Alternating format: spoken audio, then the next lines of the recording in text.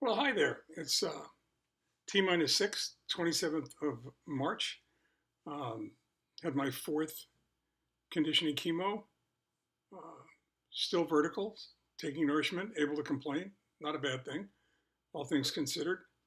Um, Note to self, if you're going to talk about something and then change your mind in the middle, try and resist the urge because whatever it is that you were going to talk about is going to keep you up all night. Um, and in this case, it did. And perhaps a little bit more serious, kind of a blog tonight, because I want to talk about insecurity, fear, doubt, and Abraham Maslow. I know that may sound strange to some people, but Abraham Maslow, famous humanistic behavioral psychologist, is one of my heroes. And if you've been to my seminars, you know I spend some time um, talking about his hierarchy of human needs because I think it really explains, particularly in the automotive service industry and the repair community. I think it really it helps explain the general condition of the industry, why it's the way it is, and why the people that are involved in the industry are the way they are. And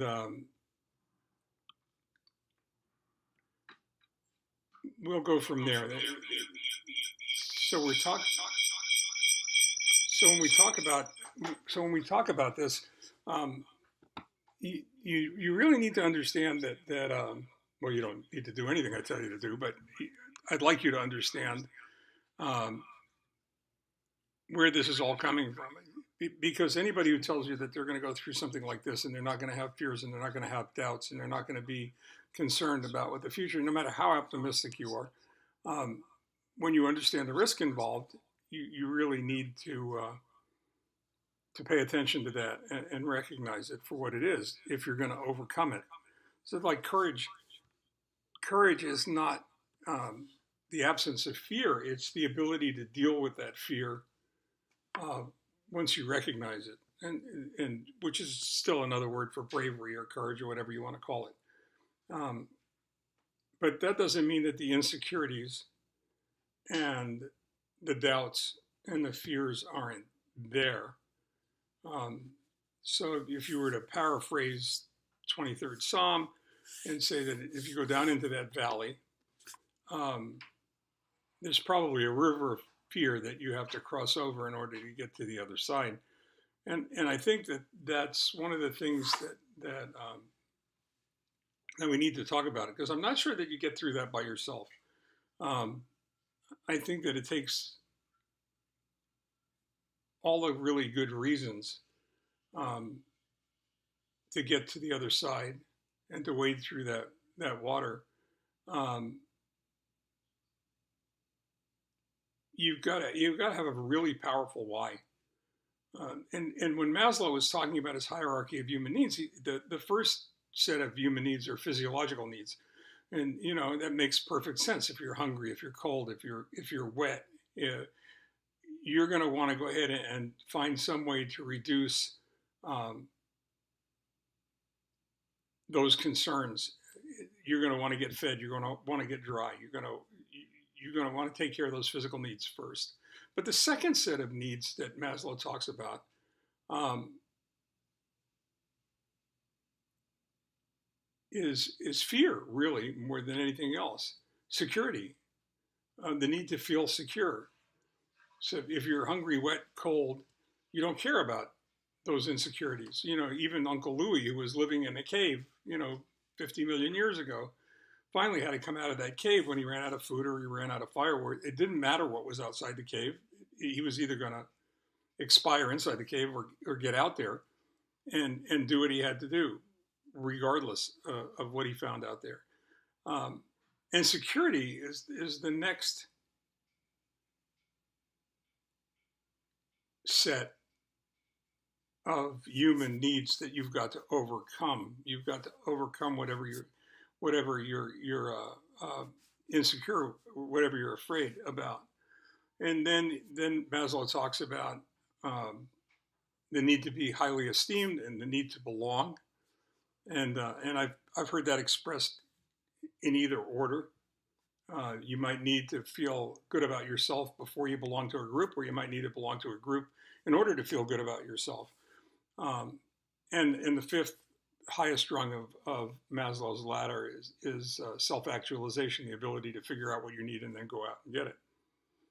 Now, you're probably wondering what the hell this is all about and where it came from. We were talking about community yesterday, and that's where it came from, because the issue there, the idea there is that you've got to have um, a highly developed sense of community in order to help you overcome these fears, overcome these doubts, overcome um, whatever it is that's holding you back at that particular moment. And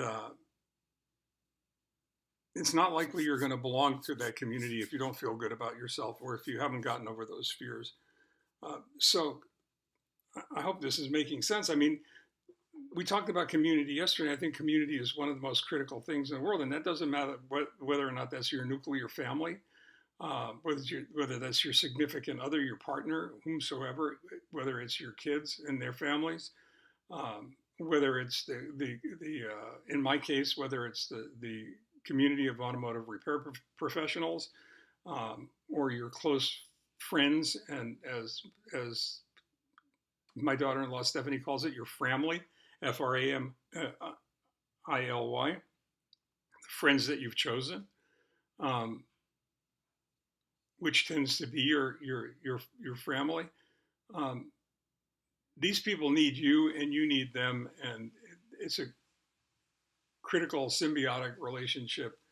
And if you're going to get through something like what we're going through right now, when I say we, I mean Leslie and myself, Dana and Ryan, Steph and Craig, Sadie, Oliver, Audra, all of us, we need the combined strength of all of us working together, and the strength of our communities to get through this. I'm not sure that you do that alone. I'm not sure that you can do it alone. I'm not even sure you'd want to do it alone. So recognize those fears for what they are. Turn the lights on so you can see them in the daylight. Confront them, name them, and then you can go ahead and fight them. You can fight the demons and win, which is what I intend to do beginning on Friday, when I'm inpatient and I get the more potent of the chemo drugs they're going to give me, and then again on Tuesday, the 2nd, which is day zero, when I get my new stem cells. So hopefully, if I feel well enough, I'm going to continue blogging for as long as I can, and then pick it up again as soon as I can, because quite frankly, this has been very important therapy for me. So until that time, until tomorrow when I join you again, that's my story, and I'm sticking to it. This is Mitch Schneider at Mitch's World, over and out. Thank you, and have a wonderful evening.